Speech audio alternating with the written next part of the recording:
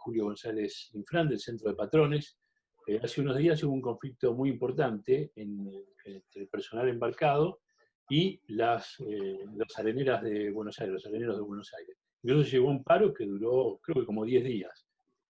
Bueno, finalmente se llegó a un acuerdo, se llegó a una solución del conflicto, pero me gustaría que me relatara qué fue lo que pasó y cómo se desarrolló este acuerdo. Bueno, en realidad está parcialmente solucionado, no totalmente. Hay empresas que siguen tirando del hilo con prácticas muy complicadas. Le dicen a la gente que le van a pagar, pero no le pagan. Y también voy a sacar esto. El otro tema es que tenemos muchos problemas todavía con Silos. Silos es una empresa importante, una de las más grandes, creo que tiene como el 70% del mercado de arena en Argentina y está en una profunda crisis. No paga a la gente, le dan solamente un porcentaje, ya deben como 2 meses de sueldo. Nosotros vemos que la empresa ha contratado un estudio de abogados. Sencillamente sospechamos de que está iniciando un proceso de vaciamiento de empresa. O sea, en particular. O sea, hemos arreglado en forma general con la Cámara de Arena y Piedra. Nos pagaron la diferencia que reclamábamos, que habían decidido no pagar por motus propio, la propia Cámara. Idea que inclusive fue propuesta y llevada a cabo en desacuerdo con los propios afiliados de la Cámara. No es que todo el mundo estuvo de acuerdo, sabía que iba a traer un conflicto y como así fue, y al final tuvieron que pagar. Pero bueno, todo esto sirvió para poder empezar a tener diálogos con algunos armadores, porque no son todos iguales, que quieren solucionar el problema de fondo de la arena. Como ustedes saben, estamos en una crisis que está modificando casi todos los sistemas de producción y de consumo. Hoy estuve viendo que el índice de la construcción cayó un 75% a la construcción. Imagínense, el tipo que vende arena no vende arena a nadie. Estamos en un parate general, digamos. Un parate muy grande. Si no habilitan nuevamente la construcción y si no comenzamos a trabajar de vuelta con la obra pública, no hay consumo de un producto que moviliza a mucha gente en este caso, y que entonces no hay manera de poder sostener una empresa funcionando, a pesar de todo. Entonces, hay armadores que son conscientes de esta situación y hay dirigentes sindicales que también son conscientes de esta situación. Y la idea es empezar a tener una mesa de diálogo donde empecemos a ver de qué manera nos podemos adaptar. Porque acá este es el proceso que tenemos que vivir todos los sectores, la adaptación de la situación actual.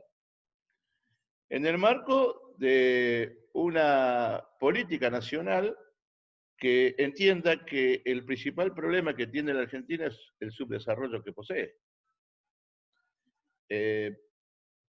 Un gobierno que decida poner en marcha el aparato productivo argentino, con su materia prima y con su mano de obra, y que ponga como objetivo competir en el mundo con valor agregado.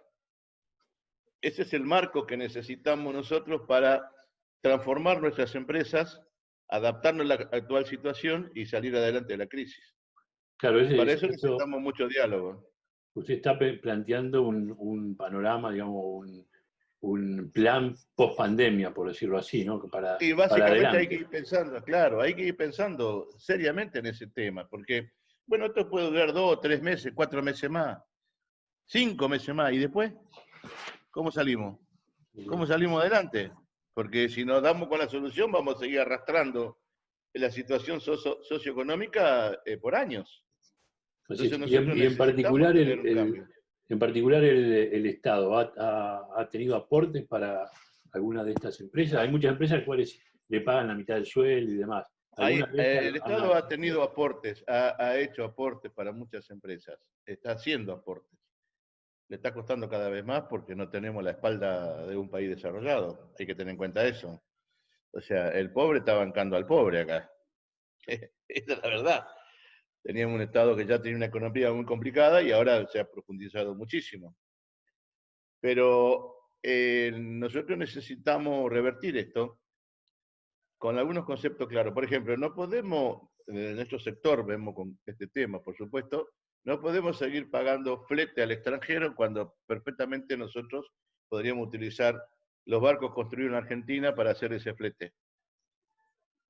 Lo que significaría no solamente que generamos trabajo en los astilleros, sino que además no existiría la fuga de divisas, ya que el concepto del flete quedaría dentro del país.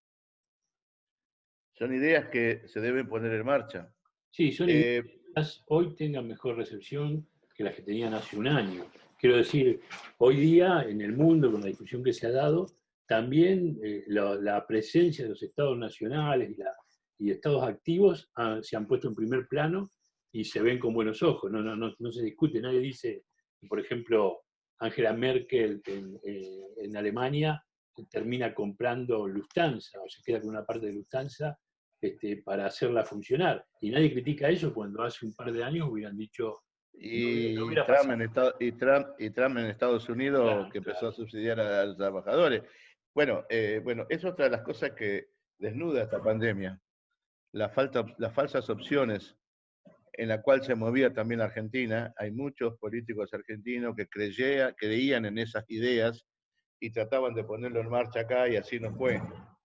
Desmantelaron todas las estructuras. Nosotros no nos olvidemos que hasta hace un par de años atrás el Ministerio de Salud era una simple secretaría. Bueno, es una visión que tenemos que ver, que evidentemente aquellas cuestiones en el pasado fueron superadas, fue demostrado que el modelo que pretendían continuar y seguir es un modelo obsoleto, vivimos todavía en ese modelo de país obsoleto, la pandemia está desnudando este modelo y bueno, hoy necesitamos una Argentina que diga, bueno, muy bien, ¿cómo salimos de esto? Empecemos a producir y la verdad que vamos a tener que salir con lo nuestro, porque el mercado financiero en el mundo también está terminado. No va a haber esas políticas de préstamos y nosotros ya no estamos en condiciones ni siquiera de tomar esos préstamos porque somos un país que es de muy dudosa capacidad de pago. Entonces, el mundo va a cambiar y nosotros tenemos que cambiar.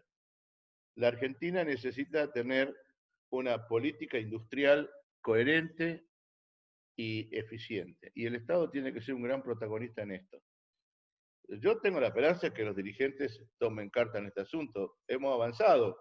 Nosotros estamos trabajando con la Secretaría de Transporte para ver si de alguna manera empezamos a armar algún comité de gestión para proponerles ideas económicas y de transformación al gobierno para poner en marcha al sector. La marina mercante es un producto que todavía no está explotado. Es un gran negocio que está virgen. La verdad que si la Argentina se vuelve a transformar en un país proveedor de alimentos en un mundo que va a quedar hambriento después de la pandemia, lo interesante sería que ese negocio quede en manos de argentinos y no de extranjeros. Este es el concepto. Que no nos vuelva a De nada pasar me como el antes. sirve aprovechar la oportunidad y darle negocio a terceros, ¿no? Así es. Bueno, Julio, le agradezco sus palabras. Y entonces empecé con el tema de la solución de este problema, pero no fue una solución en realidad, sino un arreglo parcial, por decirlo de algún modo. Con algunos todavía. Una regla, pero va a ocurrir varias veces. Tenemos problemas con la gente de YPF también.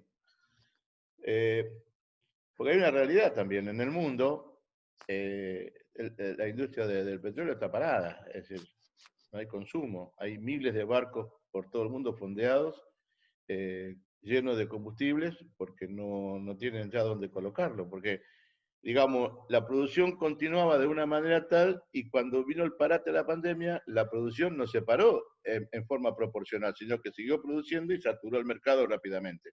Hoy tenemos todo un mercado saturado, un derrumbe muy fuerte del valor del producto, y YPF está atrapado en esta realidad también. Y bueno, y entonces tenemos los problemas que tenemos internamente. Hay que ver y evaluar seriamente qué capacidad tiene nuestro propio mercado para subsistir con productos propios y evitar la importación, por ejemplo. Tampoco es justo y es lógico. Mirá lo que pasa en la Argentina. El que produce malta en la Argentina te cobran dólares, como si fueran importadas. ¿Cómo puede ser? Sí, sí, eso es una Eh, vieja y, estructura que está y- armada así, ¿no? claro, y entonces no tiene sentido de que vos te esforces en producir más en el país si te comparás permanentemente y tus valores son en función de los países desarrollados. Eh, un día escuché una crítica a un sector que le decía, bueno, pero ustedes son un sector de gasto porque consumen en dólares. Claro, consumen en dólares porque el producto argentino se cotiza en dólares. Nadie compra una casa en pesos. ¿Alguien compra un edificio en pesos? La industria de la construcción, la industria inmobiliaria, es claro, las casas se cotizan en dólares. Entonces cada vez es más inalcanzable esa vivienda para la gente que cobra en pesos. Bueno, hay que cambiar una estructura muy, muy importante. Yo por eso sintetizo la palabra de cambiemos el modelo. Necesitamos un sindicalismo dialoguista, pero que piense fundamentalmente en ayudar al desarrollo nacional.